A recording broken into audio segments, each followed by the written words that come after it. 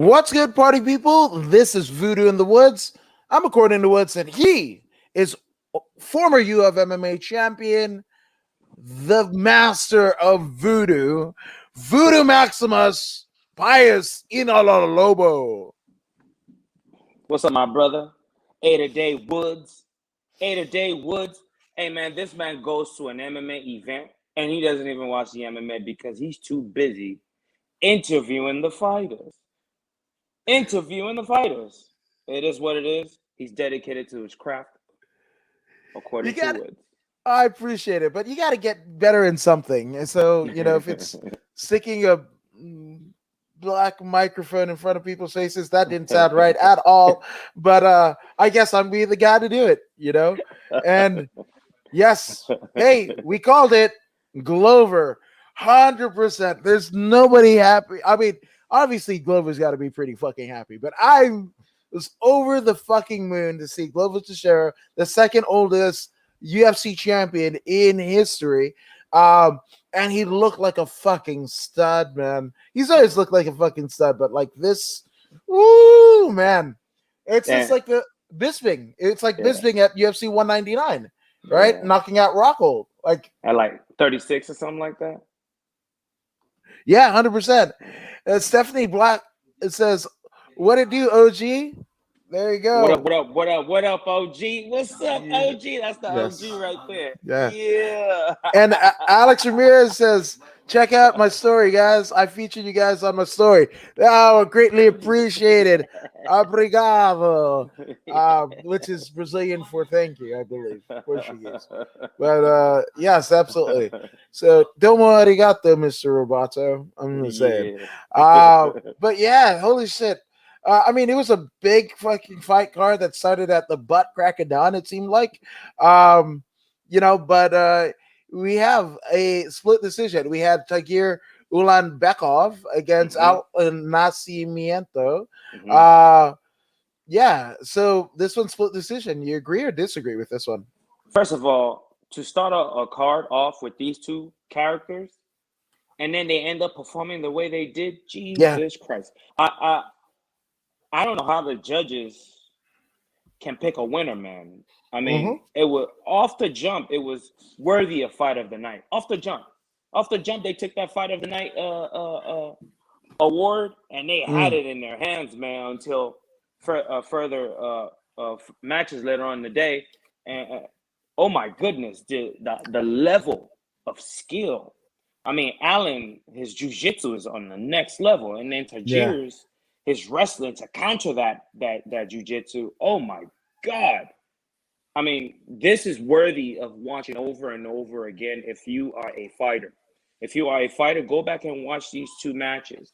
And then you can look within yourself and see which style works best for you, Is it the jiu-jitsu style or is it the Russian style of wrestling? Because, oh my goodness, it was a clash of style.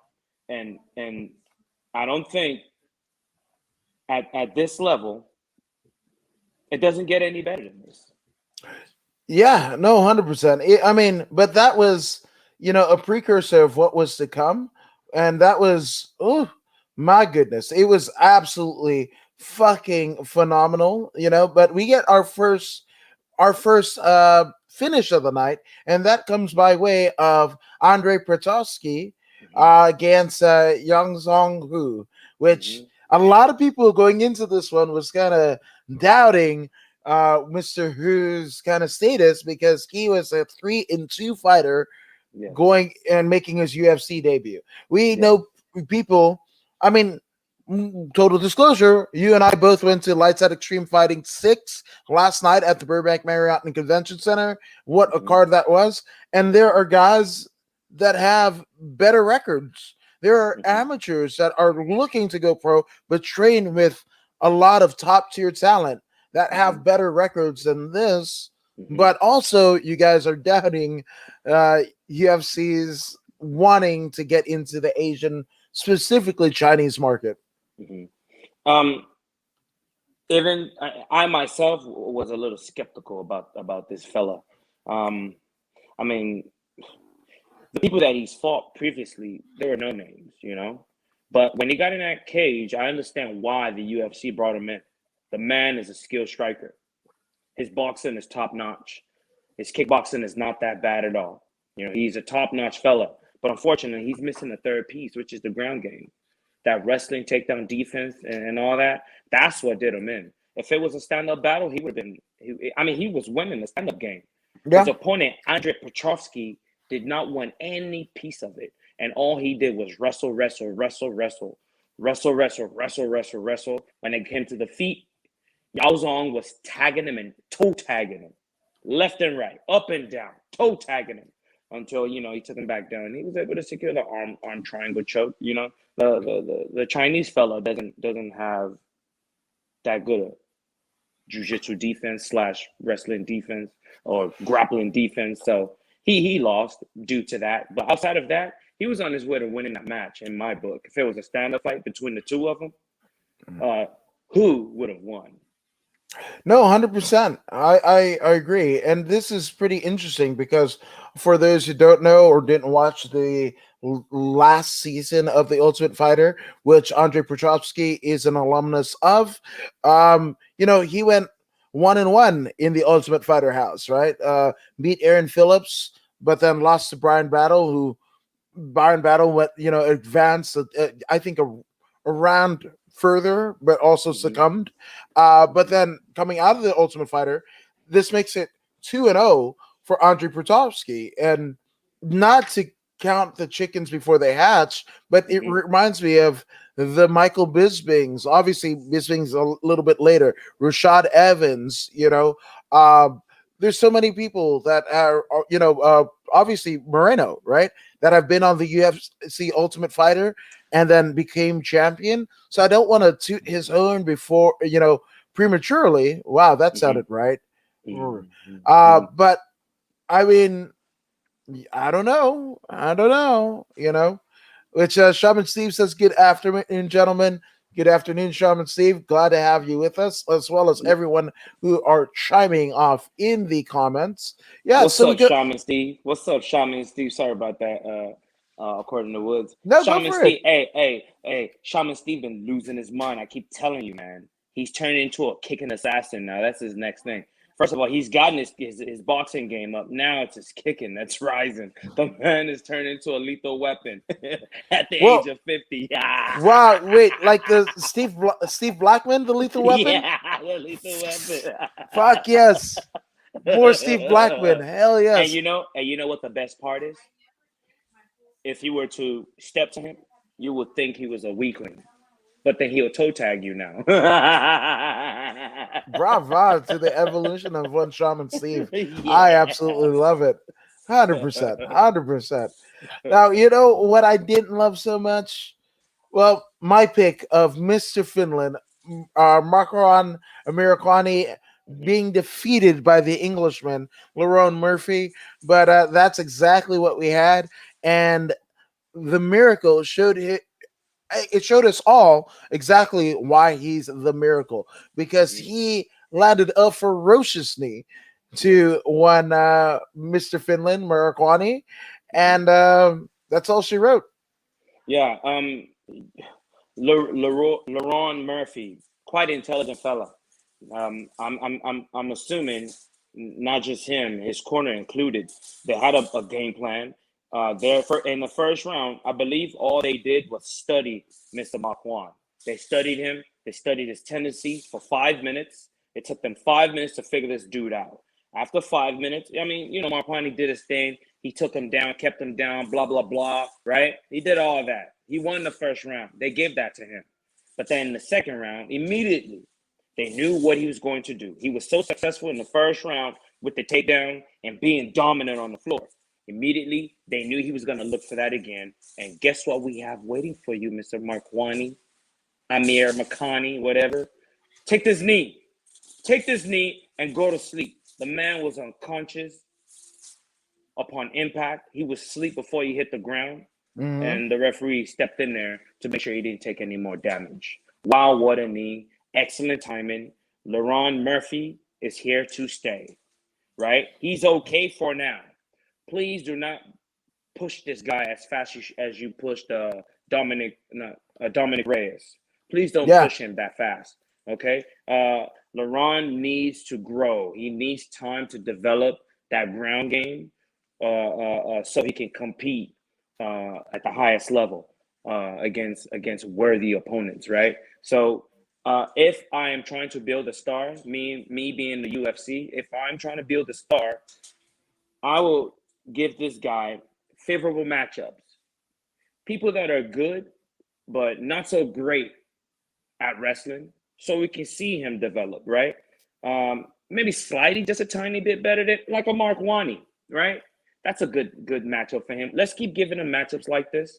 I'm not saying give him easy matches. Give him, like people who can strike as well as he can strike, but no threat of takedown and keeping them on the ground or blah blah blah or whatnot.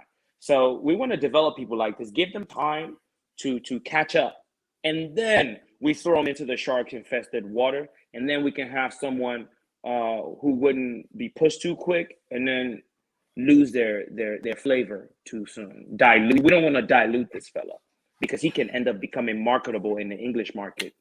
Yeah, 100%. And I mean, to echo your sentiments, it's not just Dominic Reyes, it's Francis Ngannou, which is still kind of that way with Ngannou, even though he's the champion.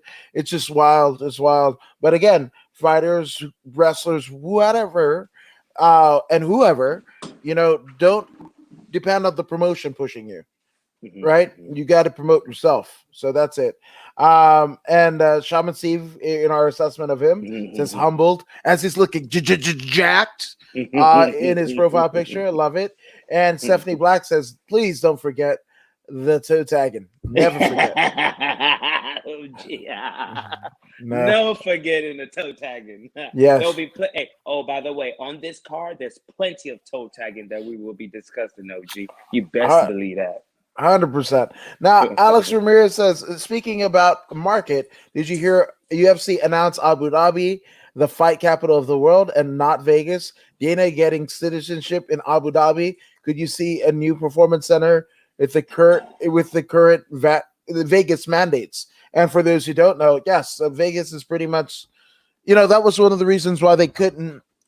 They had to exhaust options like Fight Island or go to the ViStar Arena in Jacksonville, Florida. The first like during COVID UFC card, right? In the empty arena, right? Can you hear me? Yeah, we're good now. Okay. Yeah, so I mean, all of that could be true.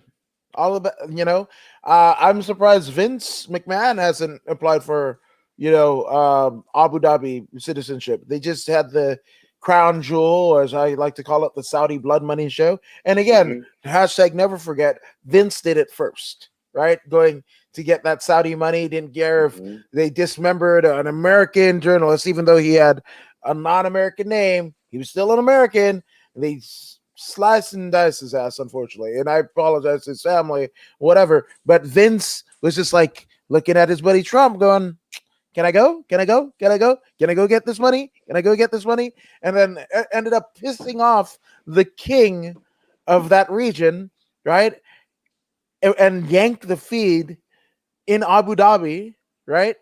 Yanked the feed and whatever. That caused 90% of his roster that went to Abu Dhabi, right? Or it was Abu Dhabi, wasn't it? Yeah. Or Saudi Arabia. I'm sorry. Saudi Arabia. I don't want to get it confused or twisted. But yeah, went to Saudi Arabia. 90% of his roster, who would end up getting fucking released later in the year. I'm not making this shit up. But left him on the fucking tarmac for 12 fucking hours. Just sitting. Hey, the Arabs do not play, man. They don't play. The Arabs do not play. Nope. They don't play. And then in regards to Dana White having possible issues with Vegas, those gangbangers, those gangsters, you know what I mean? He would not be pushed around. He would not be pushed around. He's got other gang member friends, you know what I mean, in Abu Dhabi. You know what I mean? So if you guys aren't willing to do business, hey man, we'll do business over here with the Arabs. And they're invested anyways in the company. So it Yeah. is what it is. You know what I mean? The show must go on, like Vince McMahon will always say. The show must go on. And you are not going to strong arm me. Like Governor Newsom strong arm me, made me get the shot. You know what I mean? But it is what it is. These things happen. Uh, who says money doesn't bring happiness? Look how happy Dana White is these days. When you try to grab him by the throat and he goes, "Get your damn hands off my neck. I'm Yeah. on my way to Abu Dhabi." You know what I Yeah. mean? When COVID first hit, I'm not slowing down my business. I got a contract to meet that I made with ESPN. They expect 100 and such fights a year, and I have to deliver. Otherwise, we're not getting paid. So we're going somewhere else. We're going to build a fictitious island in Abu Dhabi in a hot ass desert, but yet we're going to call it an island. That water's like 100 degrees every day with the fake palm trees. It doesn't matter if it's real palm trees or not. We're gonna do what we do. It is what it is. Get a dome, air condition the dome, and call it a bubble or whatever they called it. You know what I mean? And the show must go on. And the show must go on. And as a result, look at what we've birthed. We've got the Hamza Chimaev. We've got all these killers due to these COVID restrictions in America. Now look at these fellas. Look at these fellas. Look at where we're at. You know, you want to talk smack? You want to talk smack? Vegas? You want to lose this money? You forget Floyd is gone. Ain't no more Floyd. Who's gonna bring money into your town? You want to shut us down? You can't shut us down. We'll shut you down. How about that? We'll shut you down. All the money that's generated in your community, in your desert community, will be gone. Just like that. We'll pack up and we'll bounce. You let us know how you want to handle this. We're not going to make our fighters jab. What? I mean, it's not crazy at all. You're not fucking wrong. And from one desert of Vegas to the other one in Abu Dhabi, whatever the fuck, right? I mean, all this shit is fucking fictitious, man. Like, you go out to Vegas and you're like, oh, humans are not supposed to fucking live here, man. You know, so I can only imagine what it must be overseas. So, and again, I'm not touching that because I don't want my throat slit. So there's that. Moving on. Hey. I'm cool with all the Arabs, man. Hey, I'm cool. I love the Arabs. Okay. Hey, y'all do your thing. Y'all Same. do your thing. You know what I mean? If I'm in your town, I would do as an Arab. You know what I mean? When you're in Rome, as they say, do as a Roman. Hey, don't go over there and try to act like I'm an American. They will ask that one dude that was talking smack about the king. He disappeared. Disappeared. Hey, Jamal Khashoggi. Like, people just gotta understand, man. Hey, respect people in their house. It is what it is. Respect people in their house. I understand he had a job to do, man. He had a job to do, but you better wait till you're out to do that job. Don't do it on their grounds. You know what I'm saying? Their people can't say the things that you said. What you expect? What you expect? Because you're American? You know what I'm saying? Nah, I mean. Yeah, man. Yeah, it's a strange fucking time, man. Strange. But you know what? You're somebody that might not be able to tell the time as good as he did before he stepped into the octagon is one Shamil Gamzatov, because he got mollywopped by Michael Olenchuk in the very first round by a vicious TKO, a vicious uppercut, I should say, that resulted in a TKO. It kind of reminded me, I mean, it reminds me of what we ended up seeing at Lights Out Extreme Fighting 6 with the Moses Moreira Ozzy Diaz fight. I was actually with my free admission media, Jim Crash's compatriot, John Arredondo, better known as Dondo, and he goes, yeah, Moses is whooping Ozzy's ass. And then that upper fucking cut, man. And it changed the directions of where the Lights Out Extreme Fighting title went that night, which corner it went to. It went to Ozzy Diaz. So in this one, non-title fight, obviously, in the 205-pound division, Michael fucking smelled blood in the water. His fist was attached to, like almost magnetized to Shamil's chin, and it just bang made a connection. Man, I gotta apologize to Michael for picking against him. I just assumed that. I mean, I know how good he is, but I just assumed that Shamil's Russian wrestling will take over. I mean, that's what they go to. That's their go-to. I mean, Yeah. there's a lot of Russians that can box, right? Oh, But 100%. when all else fails, man, they go straight to that wrestling. And Gamzatov didn't have a chance to get to that wrestling because Michael pieced him up some terrible. He didn't even make it out the first round, man. He put the paws on him. He put the dogs on him. And then eventually he hit him with that uppercut, man. The pressure, that little bitty Michael, he's a little dude too, man. It's crazy. Yeah. He's a little dude. He's not, hey, he fights at 205. I bet you he walks around at 205. The way he looks. He's Yeah, a little 100%. tiny dude, man. Yeah. He was small compared to the guy he fought. But he's one of them dudes. Hey, in his post-fight interview, the dude said, I like to knock people out. I like to take people out. I like to toe tag. It's pretty much what he's saying. I like to hit them so hard that they end up on that cold metal sheet with a tag on their toe. That's how he likes to leave them. At the end, when he's done with them, he likes to leave them with tags on their toes. Straight up. Because he surely toe tagged Shamil. Yeah. Some terrible. Some proper, as they would say in the hood. He left them in his own vomit, pretty much. Yeah. Yeah, no, 100%. Which vomiting things. I mean, that is a nice segue to the next fight. Holy fucking shit!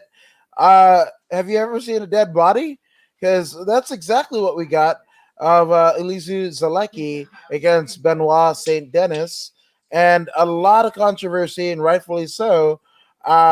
He befell of the referee. The referee's name is Vachislav Kiselev, right?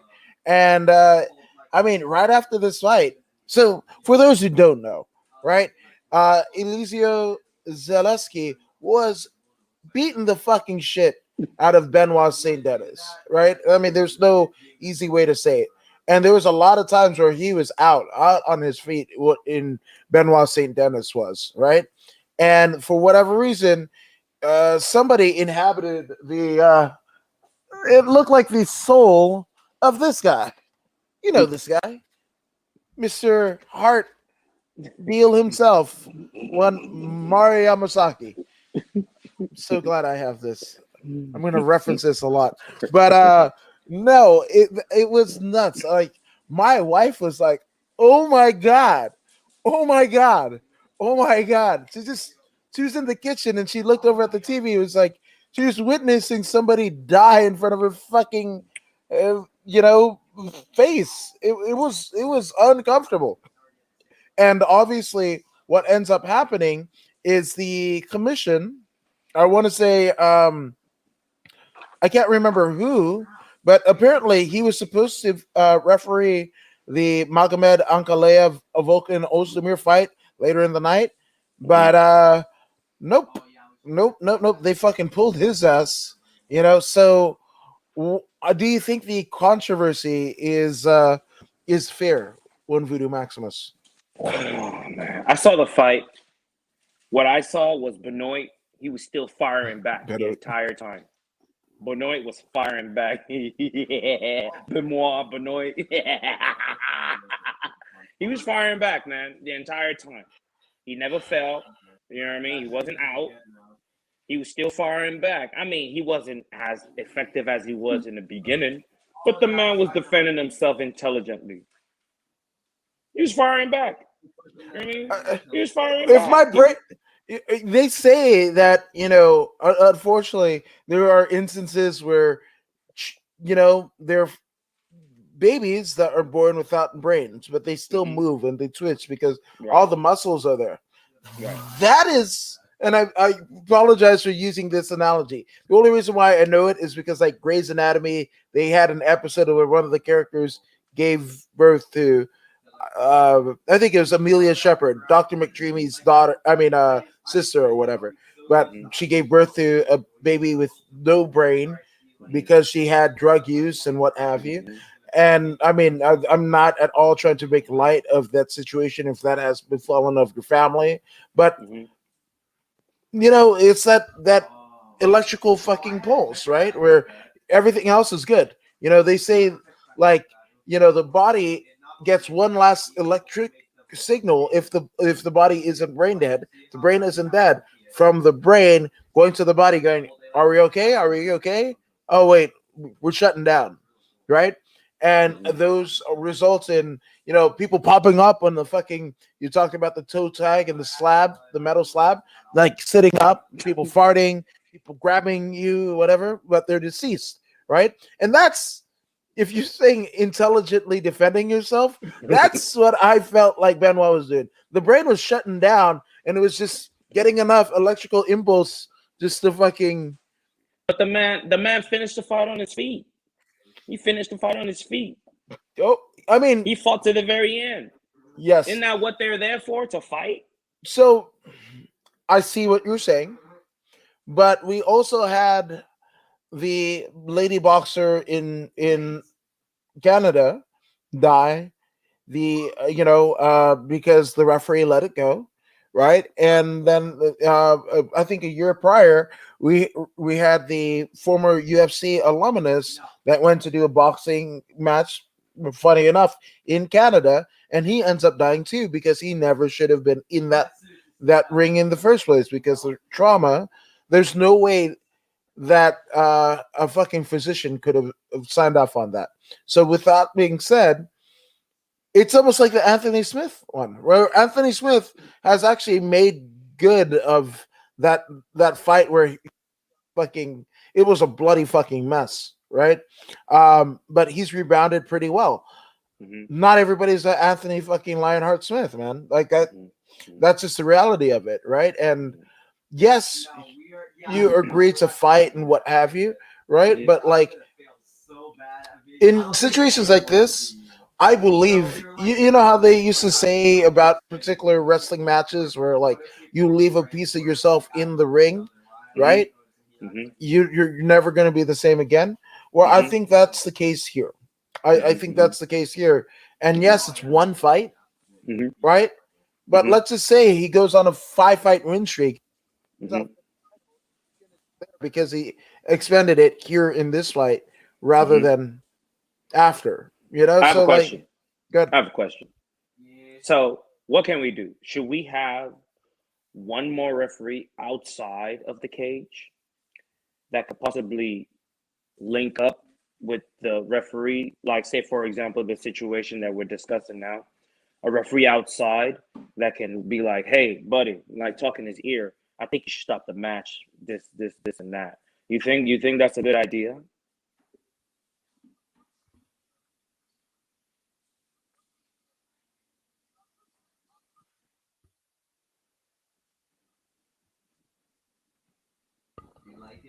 I can Hold hear you on. now.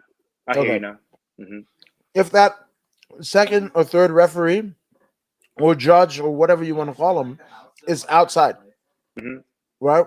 Like Mhm. away from the fucking, like backstage somewhere. No, no, no, no. Like, see where DC and those guys were, and they're Yeah. like, "Dude, you should stop the fight. You should stop the fight." Like that close Well, no, or whatever, I whatever. don't. I don't. So the placement is off for me, and I think it need. I mean, I know what you're saying, but then you can't have, like, what would be a mathematical way to make sure that there's integrity in it, right? Because Mhm. let's just say the two refs don't like each other from something whatever, and he's the other person is going to negate the one in the cage, Mhm. right? You're just fucking stupid. I know what the fuck I'm doing, Mhm. whatever, right? So what is the number, right? Because if you go to three refs, that definitely waters down the decision making, and then again, it could be the two outweighing the one, Mhm. and we can't even get regular fucking judging right, Mhm. right? In a lot of times, Human you error, know, baby. Human right? error. I have one more question. What if Benoit would have turned around and won the match? Would there be people crying right now? Yeah, because that is exactly UFC 209, Darren Elkins versus Merced Bektik, where no, that was that. I mean, the T-Mobile Arena might as well have given uh Elkins the fucking last rites. That's how bad it was. It was bad, and he got fucking knocks out Merced Bektik. That fucking primal scream that Joe Rogan talks about. Like, I was there in that arena. That shit was like, and high up in T-Mobile, and I fucking heard that shit. You know what I think? You know what I think? I think these people that call the fight should stick to calling the fight and shut their damn mouths. Okay. That's what they need to do. You know what I'm saying? They need to shut their damn mouths. DC, the Irish fella, Dragon, the Irish Dragon, and whoever that third person would need to shut their damn mouths. That's what they need to do. They need to call what they're watching. He just hit him with the left hand. He hit him with the right hand. Shut your mouth and do just that and that alone. You know what I'm saying? I don't think it's their place. They think they're Joe Rogan, but they're not Joe Rogan, right? And Joe himself needs to stop that because he's setting a bad example. It is not their place to do so. It is not their place. They don't have a license in refereeing or whatnot. Their job is to call the match. So do your damn job. Call the match. I'm gonna delete that thing. So, question to you. Yeah. Do you think that it was right for them to pull that referee's privileges for the next fight that he was supposed to officiate? I think they ganged up on him and pulled him. You know what I mean? Those DCs and those guys, their influence interfere with this man's livelihood now. I understand he made a mistake, right? I get it. People feel he made a mistake. Okay, all right. But at the same time, if Benoit came back and he won that match, everyone would be like, "Oh man, wow, man, he it could have gone the other way, but look, he came back and he won." This would be the narrative today. No one will be talking about the referee in a negative light. Mm-hmm. You know, only because Benoit lost is why they're talking about him in a negative light. You know what I mean? But should they have pulled him? I don't think it should have been up to those people calling the match, because I strongly believe it was up to them. And if they didn't like this dude, they could have ganged up on him and done what they did. Yes, he made a mistake. I get the fact that he made a mistake, but I don't feel they should be the ones to make that call. It is not their place. It is not their place. So I've got, I guess, one last rebuttal, right? So in the instance, I mean, we saw it last night with Gilbert Nakatani's fight where he fought the Mongolian fighter, Right. And lights out. Talk to Gilbert, who's, he's got a nice big welt on his cheek, and he, but he kept on saying the dude kept on grabbing the cage. Yeah. Right. Take a point. Right, but that didn't happen, right? So is that officiating? Take a point. But did that happen? It didn't happen. It didn't. Right. He gave him a warning. The guy, Right. the referee gave him a warning. But I mean, if these things is not perfect yet. I don't think it will ever be. Refereeing will never be perfect. People will never be satisfied. Referees will always be wrong in somebody's eye. You know what I mean? The job of the referee is a job that is a thankless job. You know what I mean? Someone will always see them as wrong. And it's always the loser. You know what I mean? Though whoever wins never complains about the referee because they won, or it's always a loser, or the one that lost, or their people. You know what I mean? So it is what it is, man. Humans will always make mistakes. Did this fella make a mistake? Yeah, he made a mistake. But I think he should have been corrected rather than removed. He should have been corrected by the lead referee. There's got to be a lead referee, and this is the person that will be outside that I'm talking about, that can make that communication with that fella. Like, hey man, that one went too long. Maybe we shouldn't like let that kind of stuff happen. You know what I mean? I don't like it when outside forces start to. These people go to school for this. They have to earn the right to be in that cage with these fighters, right? and he's earned the right. Well, these announcers, you know what I mean? I don't believe they should have any. They should do their damn job and call the damn fight. I don't give a damn about their opinion. Their opinion does not matter. Their job Yeah. is to call the fight.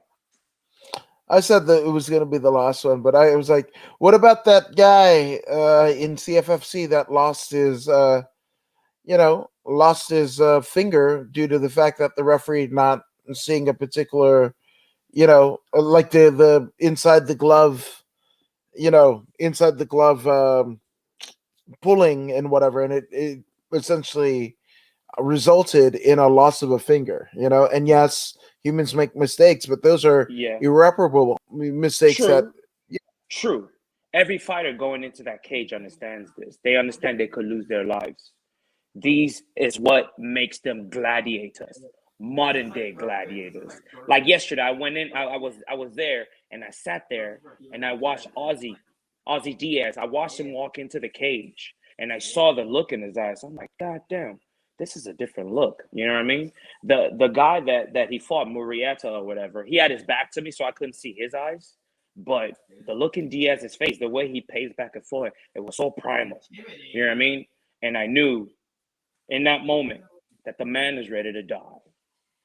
He doesn't care what happens. He's coming across that cage and he's going to take out his opponent. And the way they fought, his opponent had the same feeling. You know what I Mhm. mean? This is war games. This is Yeah. war games. This is things called collateral damage in war. People die all the time. Nobody trips about that. You know what I mean? All the kids in Afghanistan that gets blown up by Osama, but not Osama. Was Barack Obama? Osama Barack? What's his name? Hussein? Oof. Barack Hussein? Barack Yeah. Hussein? How many kids did he kill? Huh? How come? Lot. How come? How come he still gets all that love after all the kids that he killed? It's a fact. Look it up. He killed many women and children. Collateral damage was what they called it. If a man loses his finger, it's collateral damage. Wow. Oof. Hot take. Ooh. Wow. Yeah. Oh. Oh. I got nothing. But you're right, man. That's it. It happens. It happens. But I guess we could talk about Albert Duraev against Roman Kopylov. Right, this ends in a unanimous decision in favor of Albert Duraev. So, was that the way that you kind of scored it, Voodoo Maximus? First of all, this was another phenomenal match. Excellent matching by the matchmakers. Wow, wow, wow. Two Russians against each other. One with excellent grappling, with some decent striking as well, but his grappling was key. The other with superior striking, right? But because of his superior striking, his opponent, Albert, was like, why take damage when I can just take this fella to the ground and smash him? So any chance, any opportunity he got, he took him to the ground. I mean, this is a mixed martial arts type of fight. So he took him to the ground whenever he had the chance, and he did what he had to do. And it was a very good match, worthy of fight of the night. But the first match and this match, wow, wow. Yeah, These are matches to be studied by young fighters. Study these two matches if you want to pick up some tools. Those fight number 1 and fight number 6. Download them and watch them hundreds of times. I like it. I like it. Now it's kind of crazy in this Duraev Kopylov and the Zaleki Benoit Saint Denis fight. So Hmm. that the is Zaleski and Saint Denis ends in a Hmm. unanimous decision, Hmm. as does Albert Duraev and Roman Kopylov, Hmm. as does Zabira Hmm. Tukugov against Hikaru Hamos, and Amanda Hibas versus Runa Jandiroba. So Hmm. four straight unanimous decisions, Hmm. and Duraev and Kopylov was two out of the four. So we've got Hmm. two more unanimous decisions, and that Hmm. actually is the aforementioned Zubaira Tukulov Hmm. against Hikaru Hamos. Hmm. Hmm. This particular fight, the fights that you called unanimous decision, even though they were unanimous decision, they weren't unanimous because the other fella was being overmatched. Ooh. All three competitors were in the fight, and they could have won at any point in the match. Yeah. This is the flaw in scoring, right? Yeah. The It is not the totality of the match that is like kind of like back in Pride. Back in Pride, it is the totality of the match that they look at, right? Here, you could get a takedown, right, towards the end, and then you won the round, right? I believe this is what I saw in these three matches because their opponents were all competitive to the very end. I believe time ran out. Time ran out, and people have learned the art of stealing rounds. Yep. It's a skill. It's a skill. It's a skill. When you have rules, people will learn to bend those rules and break them. Kind of like Neo in the Matrix. There were rules, there were Matrix rules in which he learned to bend, and then he became the superhero that he was. In MMA, it is the same thing. Fighters learn to bend the rules. They see that they're losing, they still a takedown real quick, do some ground and pound, control the fella, even though the fella is way better than them. You know what I mean? When he was standing, but this is the nature of the game. And Albert, he did what he had to do. Roman was still standing on his feet, throwing right back. I believe Albert's face was like completely shut. Yep. He might have broken his orbital. You know what I Hmm. mean? But he still won, even though he Yeah. was more damaged than his opponent. He still won. His opponent was bleeding from his nose. He might have cracked his nose or whatever, but he was firing off. Who knows what could have happened if there's one more round? Yeah, one more round. And actually, I am mistaken because it's actually five straight unanimous decision victories, Mm-hmm. or decisions, unanimous Mm-hmm. decisions. That Mm-hmm. sounds fun. But yeah, starting off with Zaleski, right? And then Mm-hmm. going all the way up to actually Ozdemir versus Magomed Ankalaev. So Yes. the second to the last unanimous decision occurs with actually somebody that I didn't pick to win, Amanda Hebus. And Oh, my oh, oh, goodness. oh. Before we get to those two, Oh, yeah, yeah. Zubaira Tokugov and Yes. Ricardo Ramos, that was another great match. Very good match. Very, very good match. Because a Russian, he has very good wrestling. The Brazilian wasn't able to take him down and keep him down. This entire match was on the feet, and they both, Zubaira did win, right? Because he landed more significant shots, but they both were in the match from Mhm. beginning to end. You know what I mean? And it was what it was. I was duly entertained by that match. Usually, I would fast forward through through these matches, but this one, I was duly entertained. And then you mentioned Amanda Ribas versus Yeah. Vierna Jadiroba. What I saw in this particular matchup was Amanda Ribas having excellent wrestling, which kept her from being taken to the ground.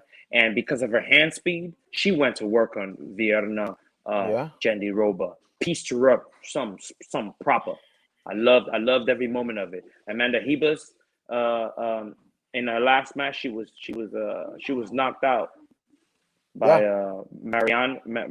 Martinez, Yep. Rodriguez, right? Was it Yeah. Martinez or Rodriguez? Rodriguez. Rodriguez. Everyone gets caught. Everyone gets caught. But she came back and she showed that, hey, that was a fluke. That was a fluke. And she might have been in there with a better fighter, but her being knocked out cold like that was a fluke. She came back against a top tier opponent and she smashed her opponent with her Mhm. hands. And it was a beautiful display. She's going to pick up a few highlights from this particular matchup, Yeah. most definitely.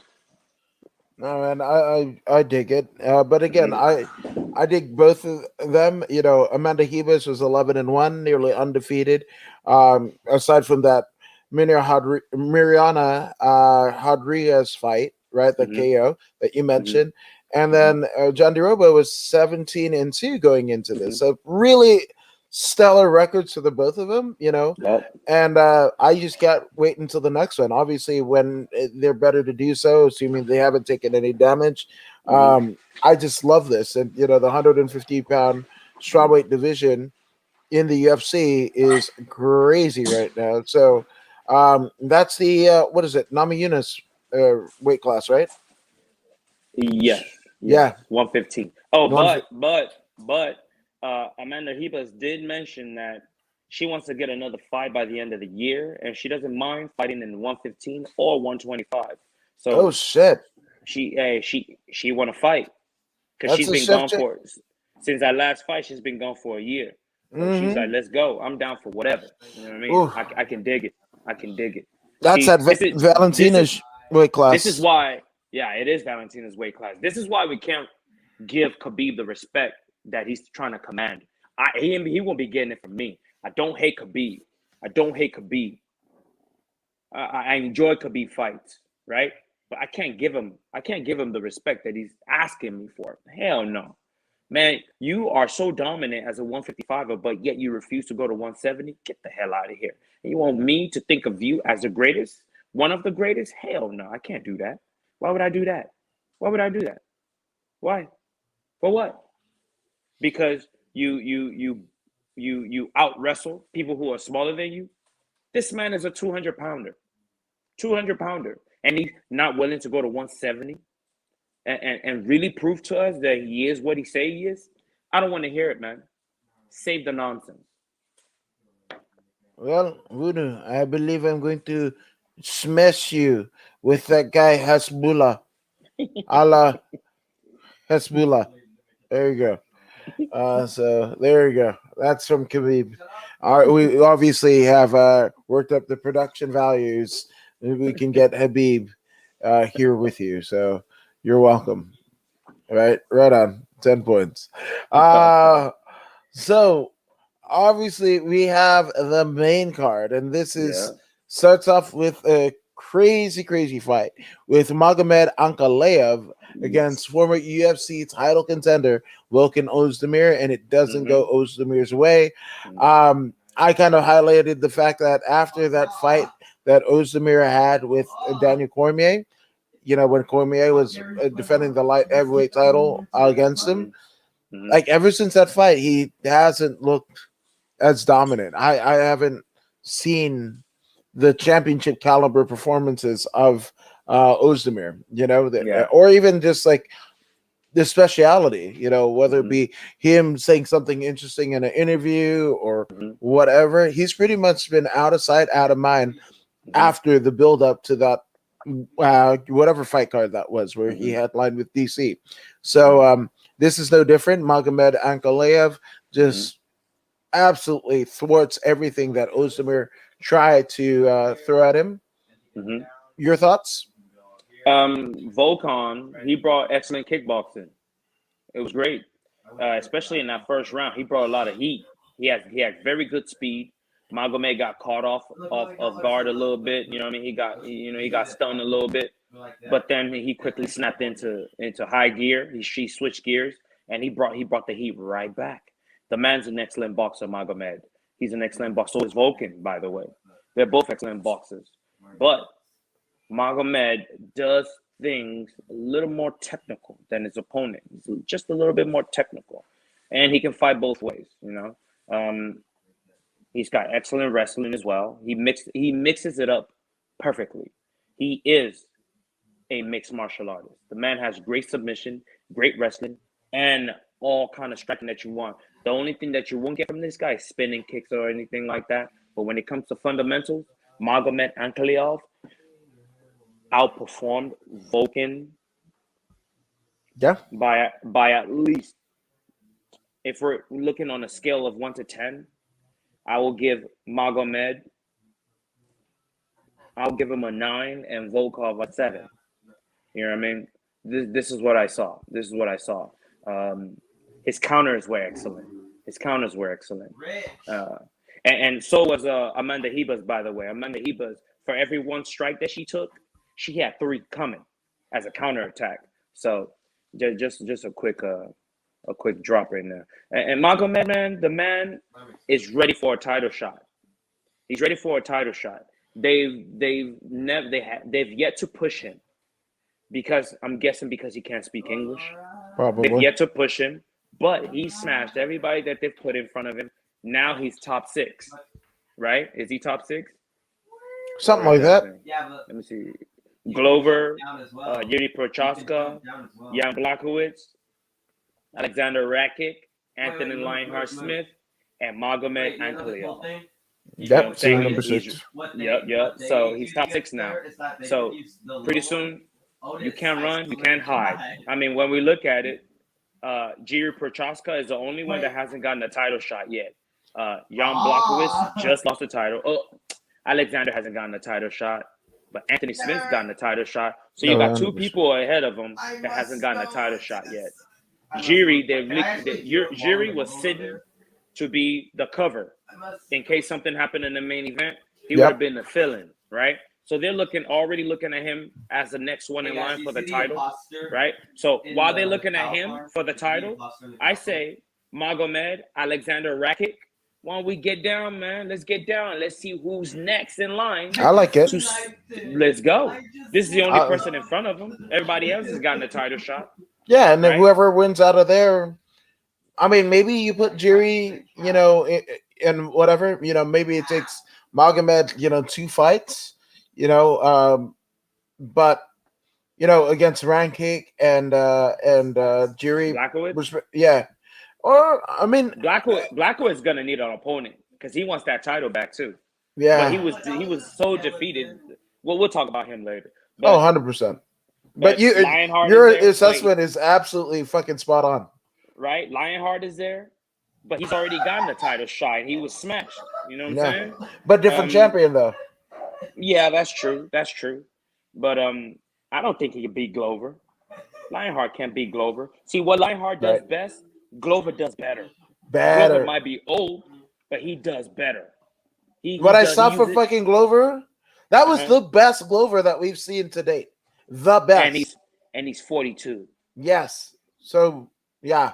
Like the fucking the fucking light heavyweight division got a little bit more scary last night. So again, we're gonna fucking get to it. But moving on, we have former Bellator World Heavyweight Champion Alexander Volkov besting Marcin the Tiber. Whoa. Oh wait, what the fuck? Yeah, Chamzat, duh. Yeah. Oh my god.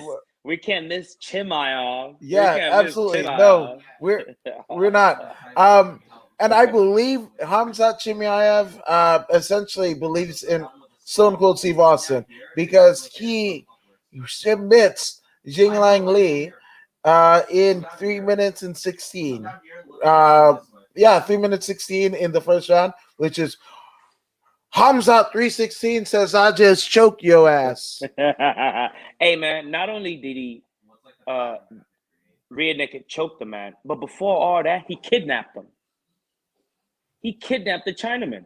He took him. He took him against his will, and he took him to the boss, dropped him in front of the boss, and proceeded to tell the boss that I am king. This is my house, and I'm about to show you what I mean. And then he dismantles the Chinaman, eventually taking his back, taking his neck, and ripping his head clean off, like Connor would say. He took his head clean off in minutes. He beat a top 10 opponent or top 15, whatever, in minutes. Minutes. There was still 3 minutes and 16 seconds left on the clock. The man threw one punch that landed. One. He was only able to hit Hamzat one time. One time. This is unreal. And you say Khabib, and you say, Hamzat Chimaev, and you say Khabib is what? Khabib gets touched all the time.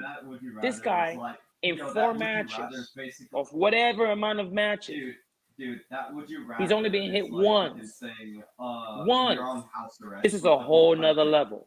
Immediately, the man already fought in 2 divisions. In my book, this kid is bigger and greater than Khabib. In my book, this is what I see. This is what I see because he's already defied the odds immediately. Upon entry into the UFC, he defied the odds already. And then he calls out Masvidal and Diaz. Not only that, Shaman Steve, not only that, did you see the promo? Did you see the promo? This is what I'm talking about. When you have an opportunity to speak to the world, you seize that opportunity and you speak to the world. Don't tell me this guy wasn't prepared for that microphone. This looks so weird. This man said, I kill everybody. He's not even using smash anymore. He said, I kill everybody. I am king. I am king. This is my house. I kill everybody. They said, who do you want to fight next? They said, everybody. I kill them all. They said, they're my meat. They're my meat. I eat. I come here. I take my money. I come here. I get the money and I kill somebody. Hey, this is what I'm talking about. I've been talking about this. These 100%. people are they're under the illusion of titles, right? I understand. I get it. The title is one route to big money, but a faster way comes from you, the fighter. You, the fighter, have to invest in yourself. If you have to go take drama class or whatever class or speech class, learn to speak in front of an audience, learn to capture the imagination of the audience. When a man says, I kill them all, I eat them, they are my meat. I am the wolf, and they are my meat. I can see that. I can see that in my mind. I can picture that, right? It's terrible English, but it does not matter because I understand what he's saying. I understand. And based on his performance, of course, you have to be able to perform. Of course, you have to have the mic skills. And of course, you have to be able to build your own platform. You have to be able to sell tickets, which is what we mean by your own platform, right? When you go to YouTube and you say, Instagram, hey, man, I'm fighting on such and such. Come through. Woo, woo, woo, woo, woo, woo. How many people do you have on Instagram, right? Right? That's going to pay for tickets and come watch you fight. These are things that are important as a fighter, not the title. The title will come regardless. If you are doing what you're supposed to do, don't chase titles. Chase your money. Chase your money. Chase your money. Because if you're not chasing your money, Dana White will continue to become a multi-millionaire. And he's gonna be taking your cut. Why not take more of the pie? It is your job to get more of the pie. Don't expect them to be humane and give you what you deserve. It ain't gonna happen. This is called capitalism, and I will exploit you as long as you allow me to exploit you. But the good thing here is the platform is free. You can become as great as you want to be as a fighter, right? Find out what your deficits are. Most fighters, their deficit is speaking in front of an audience, right? This is why they always defer to my manager. I talked to my manager. Hamzat never mentioned his manager one time. I didn't even know he had a manager. A manager never crossed my mind. All I heard him say was, I eat them. I cook them. I do this to them. They are my meat. I am Boros. I kill them all. That's all I heard is I killed them all. And I want my bonus. I want my money. Where my money is. You know what I'm saying? Biggie said one time, where the paper at? That's what Hamza Chimaev is saying. Where the paper at? I'm not. He said, I don't have a problem with nobody. I don't have a problem with nobody. But you come pay me, man. He said, hey, give me money. So I go to my mom. So I take care of my mom. He said, Mom, I'm coming home. I come and eat your food. You know what I'm saying? Gotta love this dude. You gotta love this dude. What else do you want from a man? He goes in there, he performs. When he sees a mic, he uses the mic to the fullest of potential. You know what I mean? And he gets on social media and he promotes himself well. He sells himself well. What you see is what you get. Hamza Chimaev, your next rising star. Believe that. Yeah. Shaman Steve. Yeah. Says he is the UFC and he is a very entertaining assassin, you know, and a COVID survivor. So shout out to him because that nearly upended and uprooted his entire MMA career. If I'm not mistaken, doesn't he have just one lung or something like that? It's something with the lungs and it's bad or something. dude. You know what I'm Yeah. saying? The man has one lung, beat COVID. Alara, Hey man, he almost died. He was coughing up blood, they said. Coughing up blood. What man is gonna terrify him? He's already stared death in the eyes. He stared the Grim Reaper in the eyes. And he let him know, this is not my time. I come join you later. I come. But not right now. Right now I must eat people. I have money to make for my mother. You know what I mean? He's trying to drive the big body bands, those square Mercedes Benz. You know what I mean? He's trying to jump in that. I don't know what they're called. I don't give a damn either. The big square Mercedes Benz Yeah, yeah. SUVs. That's what he's trying to be in. You know what I mean? That's. Hey, look, man. Whoever said money don't bring happiness, money brings happiness. Trust me, money brings happiness. You know what I mean? Give me some money and I'll show you how happy I can be. Show me the money. Show Show me me the the money. money. Hell yes. So, speaking of money, Hamzat Chimyayev is the first recipient of a $50,000 bonus with that finish over Jinglang Li. And we go a little bit up in weight, the heavyweight division. Alexander, former UFC, former Bellator World Heavyweight Champion Alexander Volkov against Marcin the Tybura, and this one is Volkov all damn day. What do you say? Volkov did what he had to do. The problem here, well, the only problem that he could have faced was the ground. Right? And my man Volkov was deeply rooted. He was deeply rooted. He would not be taken down, and he refused to be taken down. And thanks to his Lord and Savior, he's very tall. He has extremely thick legs, and his opponent kept making the same mistake over and over and over for 15 minutes. What is that mistake, you ask? He kept going for the double leg. He kept going for the double leg. Brian Peterson from PG Grappling, he always tells us, go for the double. If the double doesn't work, immediately transition to the single. Right? If you can't take the whole pie, take Get half some the of it. pie. Yeah. Take half the pie. You know what I mean? You got to use your brain up in here, man. This is life and death. Your life's on the line. Marcin Tiberius, your life's on the line. Tiberius. You got it right. Tiberius, Tibera, whatever. Your Tiger. life's on. Your life's on the line, man. You got to think logically here, right? You signed the dotted line, man. You got to think logically here. He could have gotten that fight to the ground, but he was hard-headed. He kept going for the double leg. And then on top of that, DC mentioned that he wasn't locking his hands. No. Right? I mean, if you're he's gonna escape. The man is taller than you. He looked like he was heavier than you.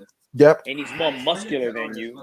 I mean, you might have been the same weight, but you carry more body fat. He carries more muscle. That means he's stronger. And Alexander did what he was supposed to do. He used his reach, right? The 1-2s and the front kicks. He used it perfectly to a T. And he won by unanimous decision because he kept his distance. And every time the man went in, Tiberius went in to take him down. He was deeply rooted. You know, he defended the takedown and he won the match. And that was that. Yeah, no, 100%. So shout out to Volkov. I mean, he's 34 and 9, but it just seems like, when it comes to, the big show. So I don't know what's going on, but also Alexander versus, what's his face? Let's see. I'm just trying to figure out. Yeah, so he's been in there with Overeem, a former private champ. Been in there with Walt Ayers. Lost to Derek Lewis, obviously, famously. But he hasn't been in there with Francis Ngannou. So that might be the thing that you do. But nah, he's not ready for Francis. Nobody. I mean, that top three: Derek Lewis, he's already lost to, the interim champ. You got the. I don't know what the fuck is going to happen. So I mean, let's say, assuming, I wouldn't say the only thing that. You're cutting in and out. You're cutting in and out. Check the cord. Now? I got you back. I got you back. Yeah. Could you please mention the three people that Oh, the Derek matchup? Lewis, Derek Lewis, Cyril Gahn, and Francis Ngannou. Okay. Well, what's his name? Derek Lewis already beat Volkov, right? Right. And assuming that Gahn doesn't get through Francis and Francis comes away with a unified title, you go Volkov Gahn. And that's it. And that's assuming you don't want to put Derek Lewis. But otherwise you have them rematch. You have Derek Lewis and Volkov rematch. I like that fight. That will sell. That will sell. Derek Lewis, Volkov 2 will sell more than Gahn versus Volkov. Remember, we don't know Gahn. He is not a money pusher. He doesn't push the needle. So he is a good fighter, but he doesn't push the needle. And I also put money down now, and I say Cyril Gahn beats Ngannou. He beats Ngannou. He's not gonna knock him out, but he will beat him. Trust me, he will beat him. The footwork, man. It's all in the footwork. Alexander doesn't have that footwork. He's too thick. He's too flat-footed. So the African will get to him. Ngannou will get to him, and he will touch him. If Derek Lewis can touch him, Ngannou's a little faster than Derek Lewis. He will touch him too. Now, you know whose name we're not mentioning though? Who? Oh, everybody's favorite straight martial artist. That is one Curtis Razor Blades. Nobody could give a flying fuck. Which that's the catch-22 of being a straight martial artist, right? Alexander will lose to Curtis Blades. 100%. Easy. Too easy. Because Curtis Blades will hit him with that single leg so quick, dump him on the scully, and then beat him down on the ground with them slicing elbows. It would be very simple. Very, very simple. I don't believe he will find it difficult to take down the lengthy fella. He will chop him down, and he will finish him within 3 rounds. Easy. Yeah, so I'm just it's weird. The whole heavyweight division. I'd like to see how they're gonna book it, and see who goes where, especially when you get into that top 5. So we shall fucking see, man. We will see. Yeah. Now, one thing we've got is shit, I'm wrong tab. 12. Wrong. It is Islam Makhachev versus Dan Hooker. Makhachev makes easy work of the Hangman and basically finishes him off by first round Kimura.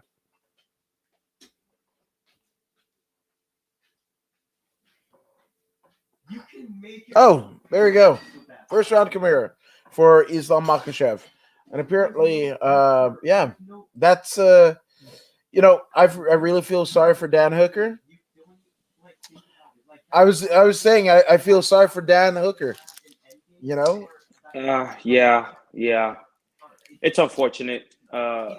This Russian wrestling thing, man. It's a real serious problem. People need to take notes like they did back when jiu-jitsu first struck with the Gracies or whatnot. People need to do what you need to do, man, to get with these Russians. Do what you need to do. If you got to go to AKA, do what you got to do, man. It is what it is. You got to make that migration, man. They are a formidable group of people. What they bring to the table is so dominant that it's changing the game yet again. The same way Brazilian Jiu-Jitsu changed the game in the beginning, these guys are coming in from M1 Global and ACB or whatever those promotions are, the Russian promotion. They're coming into the UFC and they're brave. They're dominating. They're dominating because their style is still foreign to everyone else from the West. It's foreign to them. But once people start to understand the intricacies of this style of wrestling, then you will find that Islam Makhachev could have been easily toe tagged by a Dan Hooker. As you can see, Islam immediately. See, this is how you know. I mean, it's a very smart game plan, but Islam has a small fear of Dan Hooker striking because when the opportunity presented itself, he did not hesitate to take that shot. You know what I mean? He took the very first shot, the very first opportunity that was there. He took it, and he never relinquished it. His wrestling is very high level. Dan Hooker had no choice but to submit. He had no choice but to submit. When he snatched that, I saw the Kimura coming, by the way. But me sitting on the couch, right, under zero pressure, and him in there, right? I mean, it's like either lose the arm or lose a neck, right? Those were his choices. He was either gonna lose his arm or lose his neck, and he chose to lose his arm. There wasn't much he could do. The wrestling IQ of Islam Makhachev was far superior to the strikers, and that was that. The fact that he took the match tells you a lot about Dan Hooker here. You know what I mean? And the kind of person that he is, right? He is a true warrior. He knew what the chances were, but he took it anyway, and he got that check. You know what I mean? He got what, 2 checks in 2 weeks or 3 weeks or whatever. Yeah, that's not bad living, man. That's not bad living. I mean, it's kind of crazy too because I mean, it is rumored that Dan Hooker is looking to move stateside, right, rather than be home in the Pacific region of the world, right? But the catch-22 is if you keep on taking fights that might not be in your favor, right, and you could come here and then end up outside of the UFC, be released, which I don't think is going to happen. But I mean, it's going to be interesting where Hooker's going to be in this next fight and where the UFC is at that point, whether they keep him or release him. This fight doesn't count against Hooker. You don't think so? Hell no. He took a fight that people were not willing to take. Yeah. Would you want to fight Islam on short notice? No. Hell no. He fought Islam on short notice. He didn't even get to prepare, and he fought Islam. They're not going to count this against him. You know what I mean? That's one. Two, he is not the kind of guy you want to release anyway. Yeah. Because he brings it. Every time he fights, he brings it. Win or lose, he brings it. Yesterday, he brought it. You know what I mean? It just so happens that he was taken down so quickly that he never really got to, implement his game plan. Makhachev is a whole nother kind of beast, man. It is what it is. But I will speak on this. After his win, he talk about some people, they come for money. I come for belts. That's backwards thinking. That's mountainous region thinking to me. Yeah. It makes no sense. You are gonna go over here, put your life on the line, so that guy can make the money. Right, exactly. The guy, he puts together, let's say a $30,000 gold belt. It's like these rappers with their stupid ass chains on their necks and their stupid ass diamonds on their necks. You know what I mean? They put up this belt, and you forget why they put up the belt. How could you forget why they put up the belt? They put up the belt to distract you from what's really going on. The same way the government do the kind of things that they do to distract you while they're signing bills that's going to impact you. Yeah. You know what I mean? So these people, they need to figure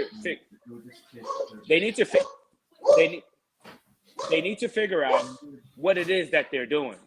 I mean, how could you not want to get paid for risking your life? How could you choose a gold belt or some legacy over your family's livelihood? I don't understand. I guess in the mountains, you only need like $1 a day to survive an entire family, because nothing else makes sense to me. How could you not negotiate for more money? How could you not want more money for the work that you do, risking your life? How could you not want more money? How could you pass by money that you've earned? If it's some clown that hasn't earned it, but yet is calling for it, then I will understand.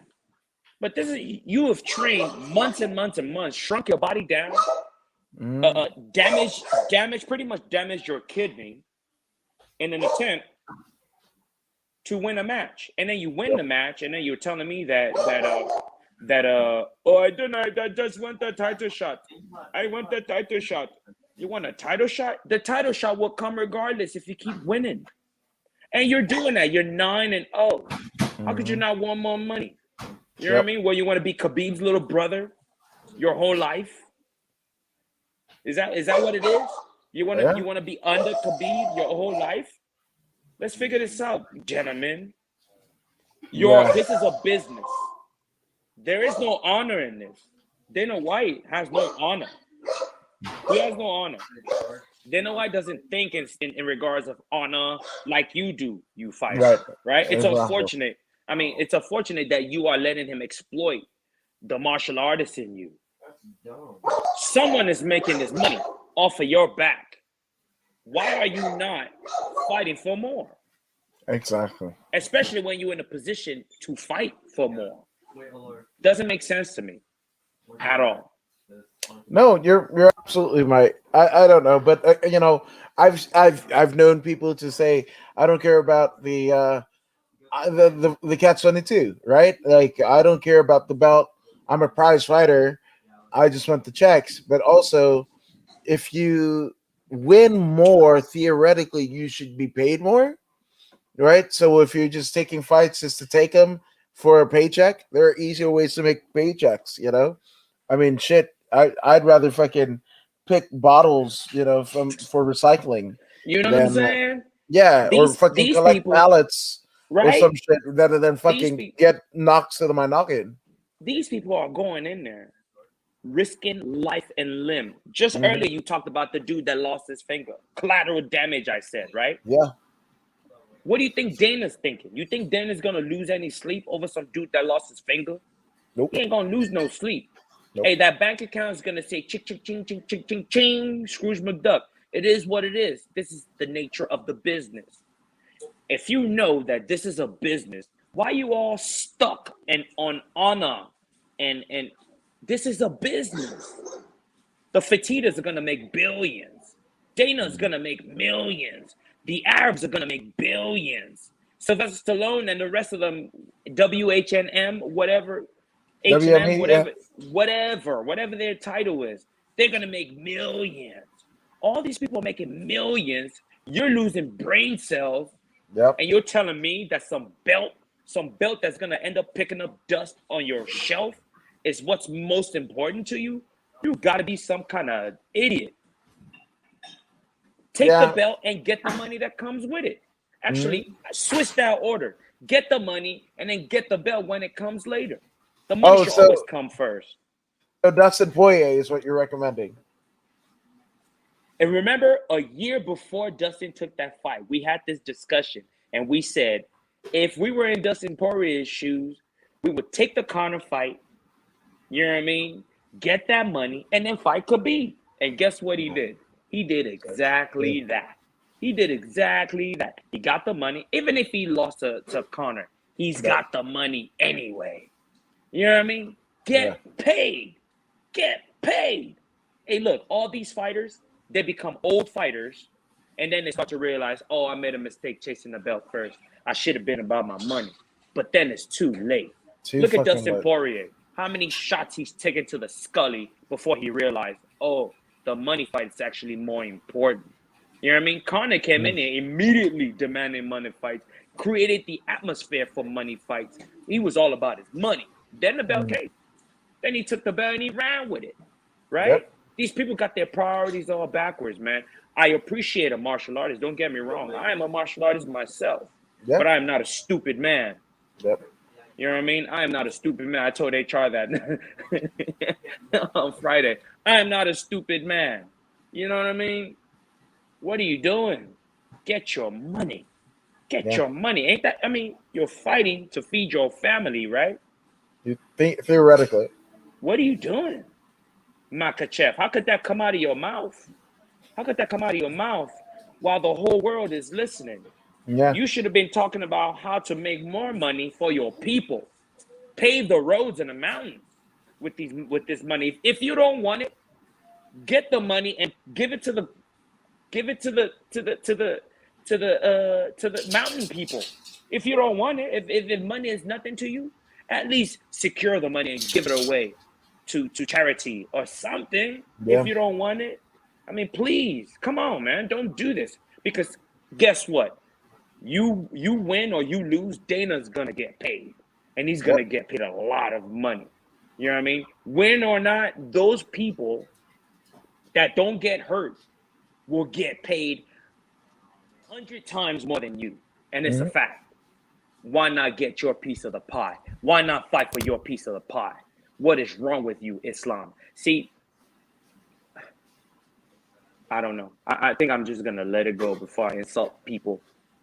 That's all right. It happens. It happens. No, but speaking of pie, I'm pretty hungry. So I guess we're gonna get to the co-main event of the evening. We have Yes. this being contested in the UFC bantamweight division. This is the interim bantamweight championship, but in many instances, this is actually the true lineal bantamweight championship because that fluke victory that Aljamain Sterling had, that sucked. It was more Peter Yan defeating himself than it was Aljamain. It was Peter Yan defeating himself in addition to the Oscar-winning performance that Aljamain had post-fight. So there's that. But it was Peter Yan versus Corey Sandhagen, and this one Peter Yan wins by unanimous decision. Do you agree with that? I couldn't agree anymore.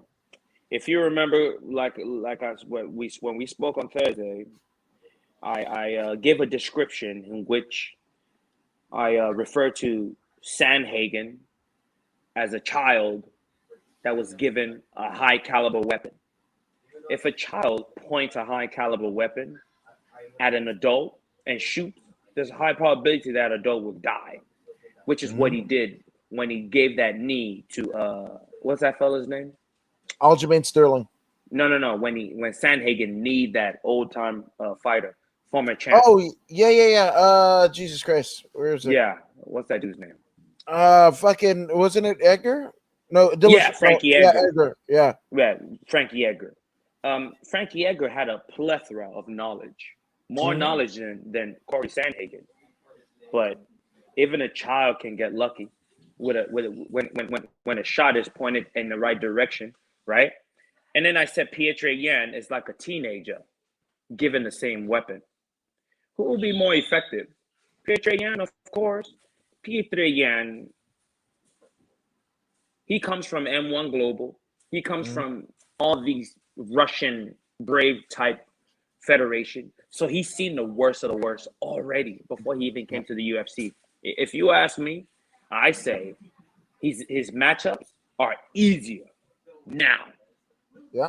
and he's even way more experienced. So going in there against Corey, I knew he was going to beat Corey. I knew it. I knew it. His IQ is too much. His IQ is far superior to Corey Sandhagen. Even though Corey had the younger body, the longer body, the more athleticism, the blah blah blah, Pietre Yan had fundamentals mastered. He's mastered the fundamentals of mixed martial arts, which is very hard to do. Not a lot of people get to this position. Why do you think he's so confident? Why do you Mm-hmm. think when he got to the face-off, he did that to Corey Sandhagen? Mm-hmm. Because he knows he can beat him. He Yeah. knows. I mean, I saw this coming from a mile away, right? If it would have went 2 more rounds, Corey would have been finished.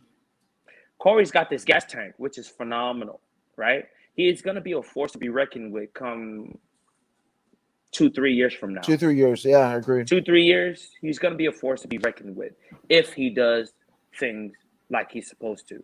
See, Corey Sandhagen, he spends most of his time training this, right? He's already got this. This ain't the issue anymore. But he will continue to train this 90% of the time. Well, Corey Sandhagen needs to train this. See, he needs to study other fighters.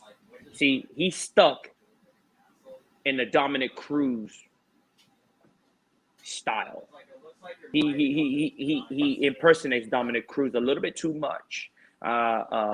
With the exception of the footwork, the weird the Dance to little, death. with the exception of that, everything he does is Dominic Cruz. Maybe Dominic Cruz was his favorite fighter growing up or something like that, but Dominic Cruz should not be the priority in the way you fight, which is why Cody Garbrandt was able to dismantle Dominic Cruz the way he did. He used fundamentals to dismantle. You know what I mean? Pietro Yan did the same thing. Fundamentals. Hey man, you can run all you want. You can bring all the flashy movements. If I keep my hands up and I protect all my vital organs, you ain't gonna do nothing. You're not gonna do nothing. You know what I'm saying? When you come close to me, I hit you with the basic 1-2s and leg kick. Basic thing. If you look at what Pietro Yan did yesterday, one time he got flashy. One time he threw this punching series, and then he finished with a whip kick. Mm-hmm. You know what I'm saying? That was the only time he got wrecked. I think it was a 2-3 to a whip kick or something like that. That was the only time he got reckless, and that was towards the end of the match. Yeah, 100%. The whole match he was disciplined. No mistakes, no stupidity, nothing unnecessary. He never eats. He doesn't take risks. Pietro Yan does not take risks. And this is why he is so successful. This is why he's so successful. And that's what you witness. You know what I mean? Excellence of execution. If we're talking in terms of pro wrestling, he is your Bret Hart. Yeah, I like it. I like that assessment, but it was weird. They didn't fucking turn it on until the last 5 seconds. It was like pretty fucking substantial time between the fucking final clap of 10 seconds and then they, they started whatever. And about 7, they kind of whatever. And then like 5 seconds, 3 seconds, then they want to fucking through all that shit and Sanhagen and the fucking flying knee and everything like that. I'm like, that bitch, it's a little bit too late. That is Pietro Yan, the discipline, the mental fortitude, the discipline of remaining in that shell the entire time, not exposing a chin or nothing. He gave Sanhagen absolutely nothing. And because Sanhagen has an IQ, not in comparison, I'm not saying the man is a child. Please do not misunderstand me. I'm saying that Sanhagen has legitimate weapons, but he's got fight IQ. I'm not saying he doesn't have fight IQ, but the maturity, he doesn't have the maturity that Pietro Yan has. This is what I'm trying to say. Even though they're 16-2 and 14-4, Pietro Yan has fought stiffer competition than Sanhagen has. People that you know nothing about. You know what I mean? They're not famous, but they are, in the UFC, potential top 10 candidates. Pietro Yan has fought these people already. He's lost to them and he's won. You know what I mean? And he's beaten most of them. But now that he's in the UFC, he is seeing the toughest of tough, the baddest of bad already. So now that he's in front of a Sanhagen, what's a Sanhagen going to do? A flying knee, which he tried and it didn't work. You know what I mean? What's he going to do? A back fist? Well, I can do back fist too. Take this back fist. Did you see the back fist? Yeah. That he landed on Sanhagen? Yeah, that was like, my wife fucking, when they did the replay, my wife was like, oh my God.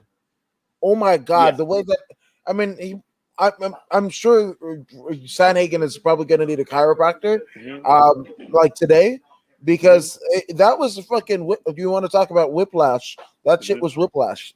Like the way that his neck fucking contorted and everything, it was bad. It was fucking bad. And then when we talk about maturity is having excellent timing. excellent timing, understanding distance control, right? It's Mhm. not about the weapon. It's never been about the weapon. People always misunderstand this. It's never been about the weapon. You can accumulate all the weapons you want. If you do not have a good gas tank, those weapons mean nothing. It's like having a bunch of weapons with one bullet in every one of them. You cannot Oof. use it. You can't use it. Sandhagen came to this matchup with a few bullets against a guy. See, he's got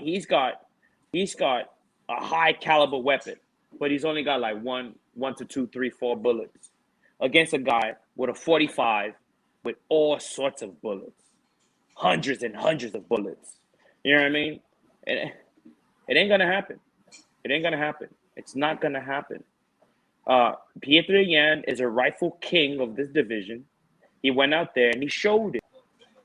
He stood toe to toe with a man that has reach advantage, height advantage, all the advantages, speed advantage, and he beat him down systematically. He broke him down, and he didn't knock him out, but he showed without a shot of a doubt, like The Rock will say, that he was the superior fighter. Yeah, no, 100%. And just echo the sentiments about the maturity of Sanhagen. If you notice, after Sanhagen's last losses, he just kind of storms out of the cage, like, and that kind of, I don't know, it works me a little bit. Is just like, especially of what we were about to see in the co-main event. I mean, the main event of the evening. Where you sit and you give the propers until obviously the post fight interviewer comes in and what have you. But Mhm. and Sanhagen just kind of storms off like, He's young. yeah, This is the maturity that I'm talking about. yeah, See, I believe he doesn't have children. He doesn't have a wife. yeah. He is just a fighter, right? And which is nothing wrong with it. He doesn't know responsibility, right? He doesn't know true responsibility. He's only been taking care of himself, so he doesn't understand the pressure of him. He doesn't understand a man's pressure. This man, Pietre Yan, he has a son, which you saw after the match was over. He has a wife. He has to be on his P's and Q's to make sure he goes back home to these people. I tell fighters all the time, if you are not an established fighter, please don't have children. Don't get involved with a woman. Mm. If you are truly serious about your career as a fighter, don't have children and don't get involved with a woman seriously, because those are distractions, right? These things require time that you do not have. I was forced to slow my roll due to this. I have four sons. No. I have four sons, and each one requires equal time. They require time. And this is what it comes down to. It comes down to being a great fighter or Yeah. being a deadbeat dad. This is the Yeah. choice that you are forced to make, either being a great fighter or being a deadbeat dad. And unfortunately, those are your only two choices. Yeah. There ain't no other choice. There ain't no other choice.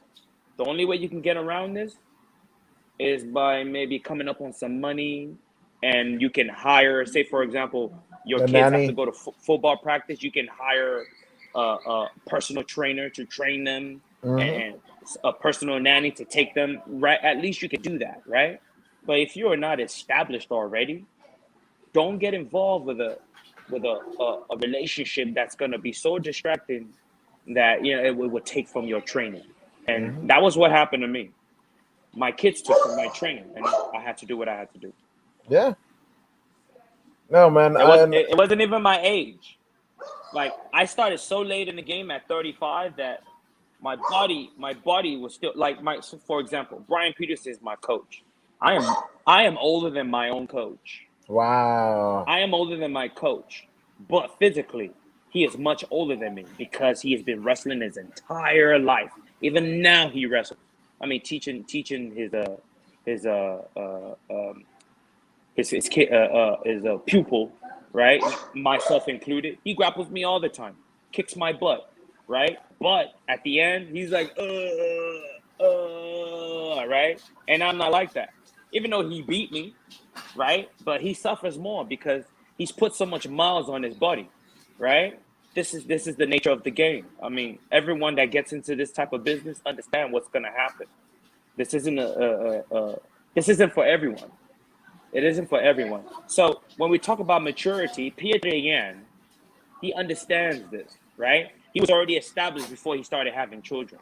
I mean, his son is what, 5 years old, 6 years old, right? This is very recent. This is very recent. So Corey Sandhagen, here is what's missing, right here, right? Right here is what's missing. He needs to understand that it's one thing to look at other fighters, but it's another thing to to take what they are showing you, internalize it, and make it yours. Don't try and become them. I see too much of Dominic Cruz in him, not only in the way he talks, in the way he fights as well, right? He might not admit this. He might not admit it, but he's in love with Dominic Cruz. Yeah. And I don't mean the homosexual way. I mean, he loves the style of Not that Dominic there's Cruz. anything wrong with that. I mean, whatever. You know what I mean? But I just don't want people to get the wrong. I'm not trying to say anything bad about Yeah. the guy, Of but course. he's too invested in the Dominic Cruz fight style that it's affecting him, right? It's affecting him. He needs to look within. Maybe he needs to meditate. He needs to look within and find his own true essence and bring that out. I believe when he does that, he will move on to the next tier. See, he is already a dynamic striker. He is a phenomenal striker. He is a phenomenal wrestler. He is a phenomenal everything physical.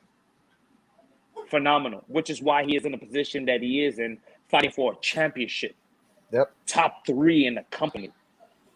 He did that based on physicality alone. What's he gonna be when he gets this together? When he finds his true self? What's he gonna do then? Then you're gonna see Corey Sandman Sandhagen. See, right now he's the what's Dominic Cruz's nickname? The what is it, Dominator? He is Corey the Dominator Sandhagen right now. He's no Sandman.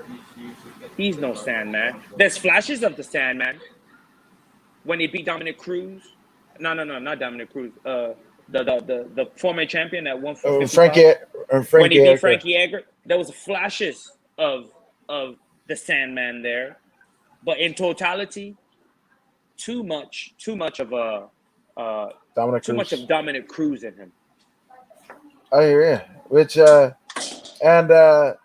the oldest Nasir is a starting safety as a freshman with 4 picks of the season. So I mean, you might be the genetic jackhammer. Good shit. All right, pal. Yeah, man, that guy, he's doing his thing, man. When they first informed him that, offered him a position on varsity, at first I was like, well, maybe not, you know what I mean? But I was like, you know what? I believe in the kid, you know what I mean?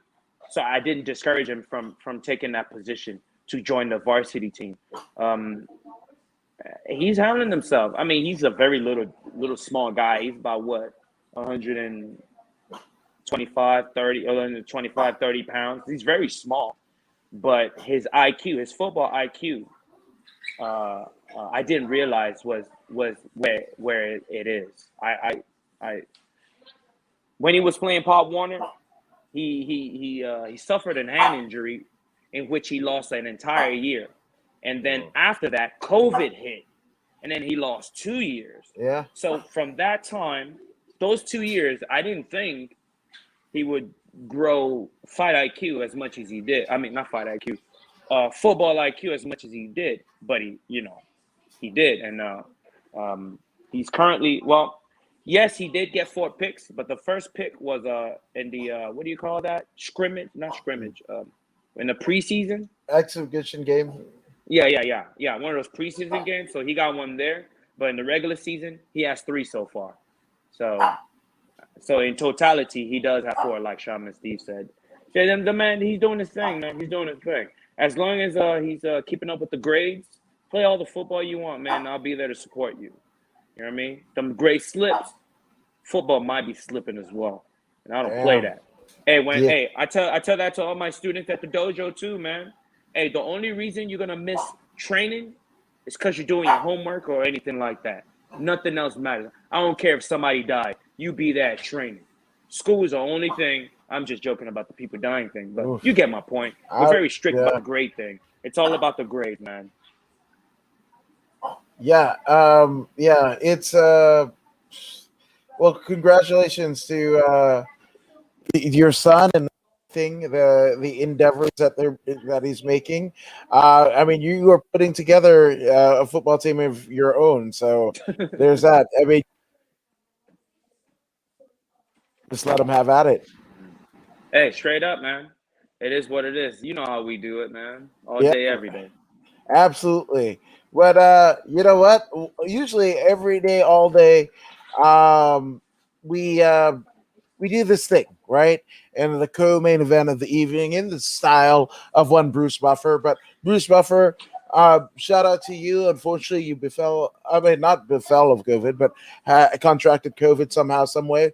And you unfortunately could not make it out to Fight Island.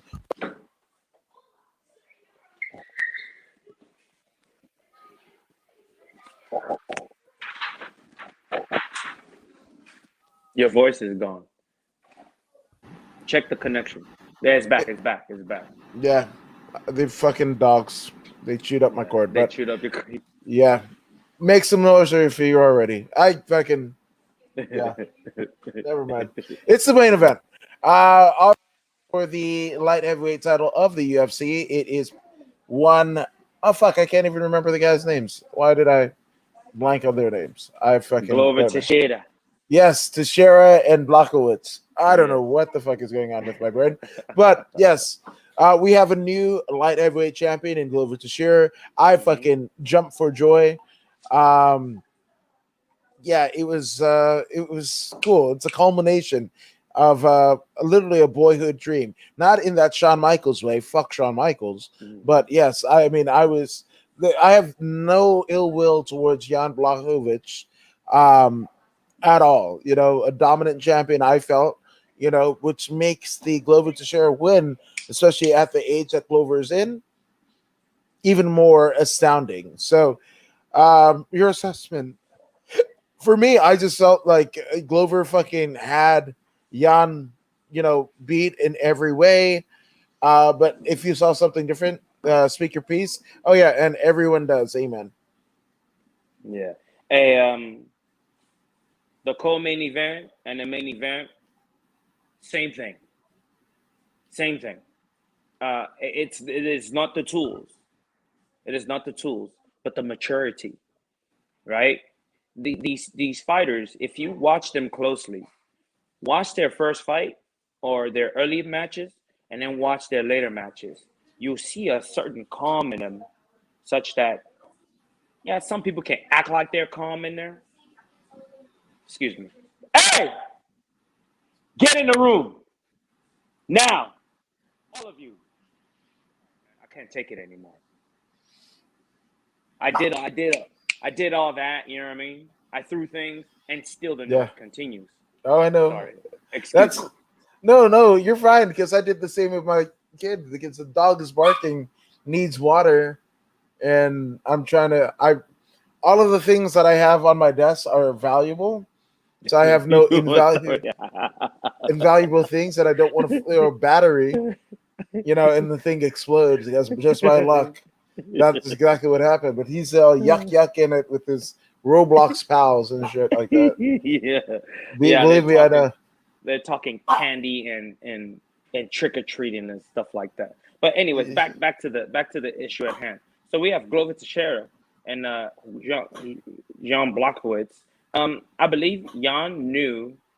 Oh yeah, I was talking about the maturity of a fighter as they become more established in the promotion and if they start to understand the game, right? Like Triple H will say, the game. It is a game. The entire thing is a game. From the first time you sign the contract to the training camp to the interviews and whatever, the whole thing to the fight itself, the whole thing is a game, right?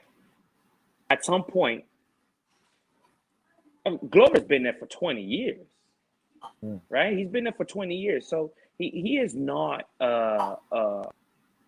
it doesn't matter who's in there anymore. I mean, he's been in there with John Jones.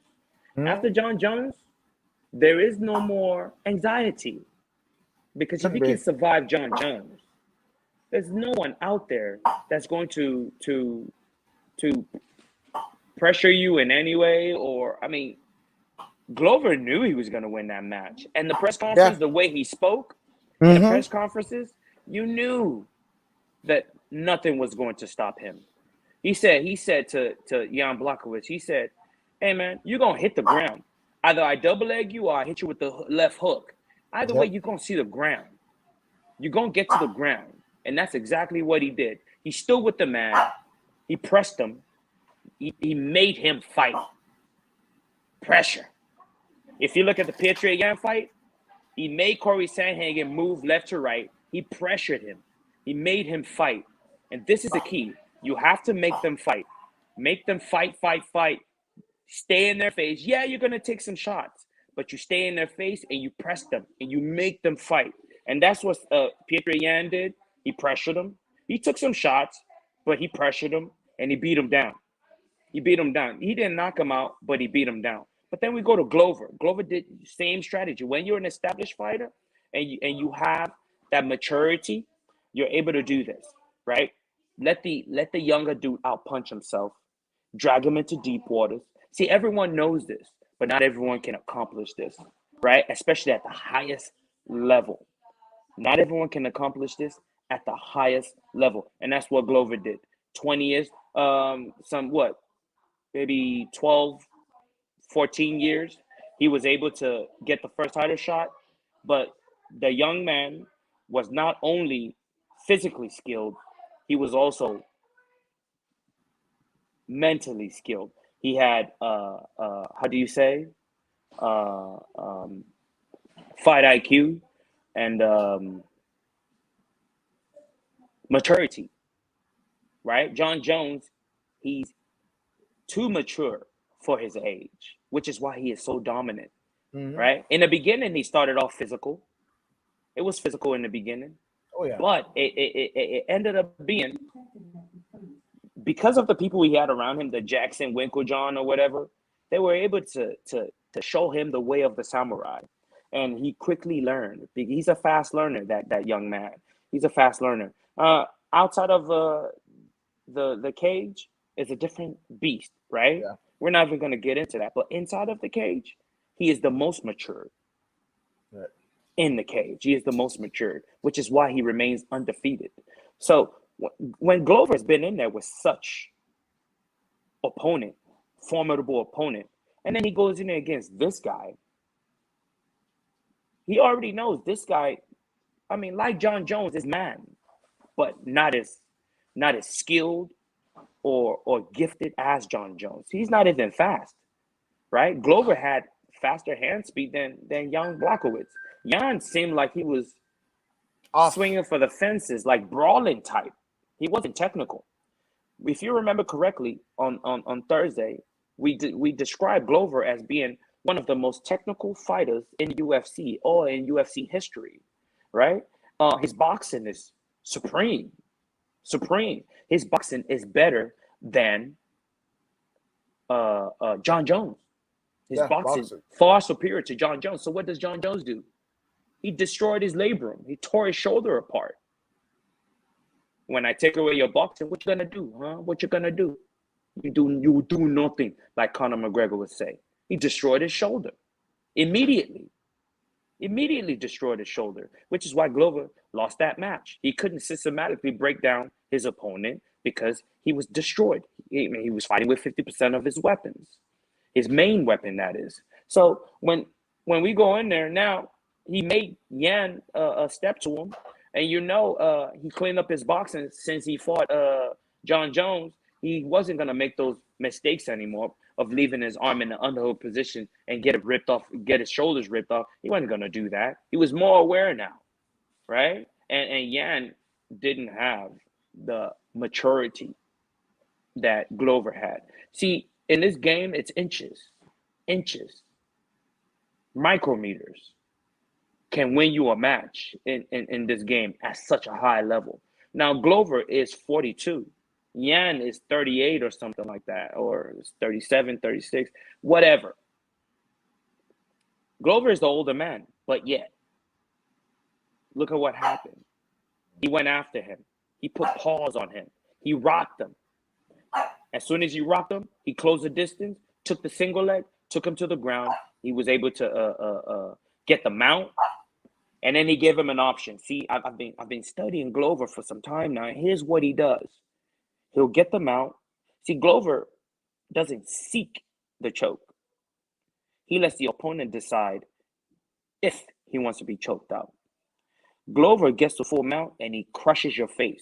Anthony Johnson, the Lionheart Johnson, chose to get his face crushed, which is why he lost so many teeth. He refused to turn his back. It's a choice. It's a choice that Glover is giving you, man. Do you want to turn your back? Or do you want to get your face smashed? Jan Blachowicz chose to turn his back. And as soon as he did that, he sunk that arm in, right? And like Diaz did to Conor, give him that punch to direct his chin, right? To line up like this. You know, if it was here, you punched him over, straighten his jaw out. Now it's aligned. Cutting the artery here, cutting the artery there. Lock it in. Let the man choose the way he wants to go. He choked him out, and immediately the man tapped. See, there is no shame in tapping. Jan Blachowicz, he's got a son. He's got a wife to go home to. He doesn't have to be a beast and try and prove something to the fans. The fight was lost. Tap. There's no shame in tapping. Don't listen to these Neanderthals that say, "Oh man, I don't never tap." That's retarded. And you are missing the point. You're missing the point, and you are showing a lack of maturity. Because one who is mature will tap and not let their arms get ripped off. Right? There is no reward for your arm getting ripped off. People will say, "Oh man, dude, man, you were wow, man," and then that's that. You will have to live for 1 year doing rehab, doing such and such surgeries after surgeries, and this and that by yourself. Your wife, your son has to deal with this. Your wife and son or whatever, daughter, whatever, has to deal with this injury with you, right? These people would have told you, "Why didn't you tap, man? Like, what the hell were you thinking?" "Oh, man, I never tap. I'm a tough guy." Tough doesn't get you anywhere, man. You know where tough people are? Lots of tough people, they're in the cemetery. They're in the cemetery and they're in the hospital. That's where tough people go. Cemeteries and hospitals. There's no need to be a tough guy. If the guy's got you, then he's got you, man. You know what I mean? Live to fight another day, like the man said in Friday. You know what I mean? Live to fight another day. It's a game. It isn't reality. It's a game. It's a game that's played seriously, like Bruce Lee will say. Mm-hmm. But in the end, it's a game. It's a game. And in the end, you get a prize. Yeah. Or that's it. Legacy, it's all Jedi mind tricks. Smoke and mirrors. Smoke and mirrors. Legacy, my legacy, please. Just do what you love. Anderson Silva, he doesn't think about that. Why? Because he's mature. He's mature. He's what, 45 years old? No. He's mature now. Look, man, legacy and all that, that's what people talk about. Let people talk. People will talk about how great you are. Don't strive to structure your greatness.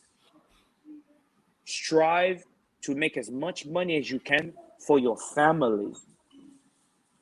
This is much more important than you trying to structure your own legacy. You know what I mean? It's like singing your own praises. Let the people, like Bruce Lee said this as well. Hey man, like I do not look upon myself as a star. You know what I mean? Like that's something the people should be calling you. Let the people call you a star and look upon yourself as a human being. This is what it is. This is what it is. Like we say about the title, focus on your money, man. The money will feed your family and make your family stress free, right? The belt will come later. If people focus on this, their lives will be better. I agree. I agree. I mean, look at Teixeira now. His Yeah. life is better. He focused on the money, and then the belt came later. Absolutely. I mean, Shaman Steve says, in terms of Glover, I admire the determination to get this done. Bravo, very inspiring. No, 100%. And it's kind of crazy that, Anderson Silva, like you said, 45, in his best days are behind him, and only 3 years difference is Glover Teixeira, and he's one of the baddest men to walk the planet. So, holy shit, what a difference it can make in terms of aptitude, but also, Anderson Silva was, dominant of a different era. So, it's all context, which is, I sound like a broken record where I've been preaching about context, and, you got to make sure you're aware of most of the situations and the ingredients that make a particular cake or pie, So, and when motherfuckers are looking about, I want a bigger piece of the pie, here's where we're at. Dana was saying in Fight Island about Joanna, and Joanna only wants to fight title fights, and she wants, she right. Hey, that's another topic of discussion right there. Tell me her sentiments doesn't resemble mine. Hey, she's You're right. like, we're taking you off the rankings. She's like, that's silly shit. What's John Jones saying lately? John Jones is like, what? You got this guy that can't even defend a takedown in front of me? Take me off that silly rankings. See, this is what I'm saying, man. Like, it's an illusion. It's an illusion. These people who've never been in a cage don't know what it's like to be smashed. They have no idea what it's like. And they're the ones that get to decide who's what and what ranking. Are you serious? You want to tell me that John Jones is not number one right now, even though he hasn't fought in 2 years? You want to tell me that John Jones is not still number one? The man is yet to be beaten. Usman has lost, and he's number one. Are you serious? Yeah. Is this a joke right now? Is this a Yeah. joke? So the man is asking for more money, and you're telling him he's gonna drop in rankings? Only a weak mind will fall prey to that. Joanna Jędrzejczyk, you haven't seen her fight since she took since she went to war with the Chinese girl. Yep, Jean Guilly. Yeah. That was the last time you saw her. Why? Why? Is it because she's scared? She might get another swollen forehead? No, it isn't because she's scared. She wants to get paid. This is why you haven't seen her. And she's like, hey, man, you want to hold that contract over me? I just won't fight. Hey, guess what? I got other things I can be doing. I'm going to write 2 books. I'm going to be in movies. I'm going to be on TV. I'm going to travel the world. Hey, when you're ready to pay me, holla at your boy. Or in this case, holla at your girl. It is what it is. Fight for yourself, man. Fight for yourself. Fight for what you truly deserve. Do you not know? Do you think that Joanna Jędrzejczyk doesn't see that these people are making millions? Do you If not, not billions. if not billions, do you think that she's never been to Dana's house and seen how large he's living in Las Vegas, in Colorado? He's got houses everywhere. Abu Dhabi. He's got a huge whatever it is that you call that. You know what I mean? She sees this. You think she's stupid? She does all the heavy lifting, and these people get all the money. You think she's stupid? Just because she's not coming out saying it like I'm saying it, doesn't mean she's not feeling like I'm feeling. Mm-hmm. You know what I mean? You know what I mean? If you really want to get into this profession, please don't get into it for honor, because this isn't the place for you. Because you will be disappointed. You will be disappointed because in the end, even if you win, all you're gonna get is a gold belt. It might be a real gold belt. I mean, these record companies, what is the first thing they do for these rappers? They give them diamond chains. Hey, take this diamond chains. I'll give you a Rolls Royce. Take this Rolls Royce. Shiny things. Shaka Zulu once said. Shaka Zulu said, he said to the Europeans, after they deceived him and he realized that they actually deceived him, he said, Bomane, how do you trap a monkey? No. He said to, yeah, whatever the name that he gave to the European fella. Bomane, whatever. I don't really care right now to identify the true name or whatever the true title is. The European is the European. He said, how do you trap a monkey? The man said, well, I guess perhaps you show him something shiny. So this is what you did to me, huh? You know what I mean? This is what he was insinuating.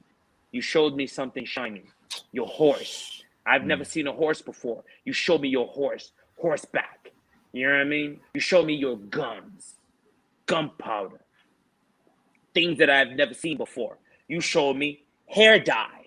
I put hair dye in my hair. My gray hair turns black. You know what I mean? You showed me things that I've never seen before, and I fell for all your lies. You came, you made me sign a contract. I made you an honorary Zulu king. I signed this contract not knowing that I'm signing my land over to you. I treated you like a brother, and you stabbed me in the back. Bomani. I thought we were brothers. Right? Capitalism is capitalism. It is what it is. That's it. So You fighters are in modern day. Modern day. This isn't Shaka Zulu where he didn't know. You know. You are elected to chase after some shiny belt. Don't be that monkey that was trapped by something shiny. Mm-hmm. Yeah, no, 100%. Man, so I mean, Shaman Steve said, and this is an amazing, shiny thing, but one of the best shows yet. My favorite, so much knowledge. The world is a game. Now, appreciate that coming from you, Shaman Steve. Yeah, man, this is amazing. Again, a day of fights. UFC in the morning and lights out in the evening. It couldn't have been a better day. So I mean, hell yes, man. And we've got another UFC pay-per-view coming next week. You've got LFA, we got Bellator. So we got a shit ton to talk about. So with that all being said, we are going to bid you adieu, but we'll catch up with you later in the week. But Voodoo, where can the people come and catch up with you on the interwebs before the next show? You can definitely catch me on YouTube, Instagram, especially Instagram. So, you know what I mean? You can DM me on Instagram, you know what I mean? Add, like, and subscribe and all that stuff too. YouTube, Instagram, Facebook page. I immediately answer there too. Twitter. I'm on Twitter, right? And also Snapchat. I do Snapchat as well.